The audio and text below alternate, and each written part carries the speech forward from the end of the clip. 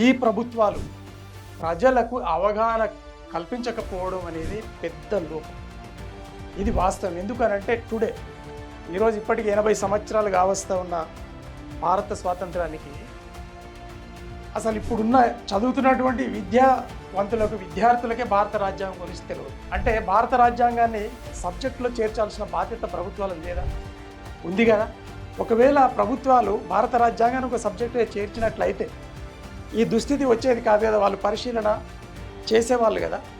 అన్నప్పుడు విషయం ఏంటంటే ఈరోజు ఎక్కడ భారత రాజ్యాంగంలోని 3 అంగాలు, భారత రాజ్యాంగంలోని 3 అంగాలు కోఆర్డినేషన్, కోఆపరేషన్, ఇంటర్నల్ అటాచ్మెంట్ తెగిపోవడం ద్వారా ఎవరి అంతలా వాళ్ళే వ్యవహరించడం వల్ల, అలాగే మన సుస్థిరత్వంలో భాగంగా ఎవరి అధికారాలను వాళ్ళకి ఇచ్చినప్పుడు వాళ్ళు రియాక్ట్ కావడంలో విఫలం చెందుతూ ఉన్నారు.